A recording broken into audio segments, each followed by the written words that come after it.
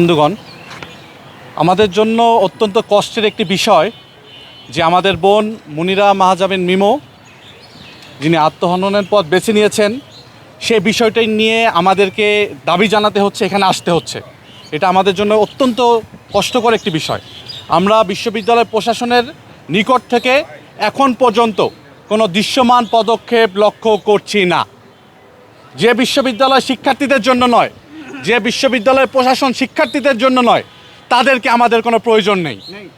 যদি তারা আমাদের শিক্ষার্থীর যে ঘটনাটি ঘটেছে এর বিষয়ে সুষ্ঠু তদন্ত সাপেক্ষে অতি দ্রুত কার্যকর পদক্ষেপ নিতে না পারে, তাহলে আমরা শিক্ষার্থীরা যে আন্দোলনের সাথে তারা যে ঘোষণা করেছে সে লড়াই আমরা চালিয়ে যাব।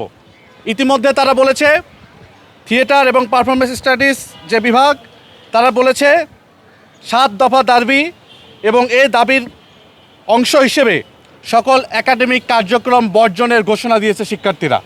আমরা ঢাকা বিশ্ববিদ্যালয় কেন্দ্রীয় ছাত্র সংসদ ডাকসুর পক্ষ থেকে শিক্ষার্থীদের এই দাবির সাথে আমরা সংহতি জানাচ্ছি এবং যে 7 দফার যে দাবি রয়েছে এই দাবির প্রত্যেকটি বিশ্ববিদ্যালয় প্রশাসন মানবে এবং অভিযুক্ত যে শিক্ষক সুদীপ চক্রবর্তী তাকে অতি শীঘ্রই আইনের আওতায় নিয়ে আসতে হবে সুষ্ঠু তদন্তের মাধ্যমে।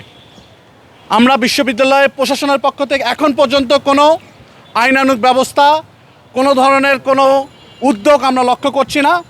আমরা বিশ্ববিদ্যালয়ের মাননীয় ভিসি, প্রক্টর মহোদয় সকলের কাছে যাচ্ছি, আবারও যাব।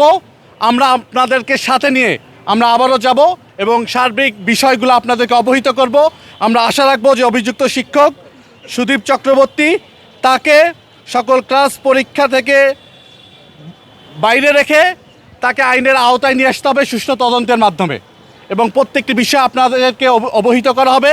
শিক্ষার্থীরা যে দাবি জানাচ্ছে, যে আন্দোলন করছে, তার সাথে ডাকসু আছে, আমরা আছি, সারা ঢাকা বিশ্ববিদ্যালয়ের প্রত্যেকটি শিক্ষার্থী এই দাবির সাথে আছে। আমি সকলকে ধন্যবাদ জানাচ্ছি আপনারা এখানে এসেছেন। আমরা এখন বিশ্ববিদ্যালয় প্রশাসনের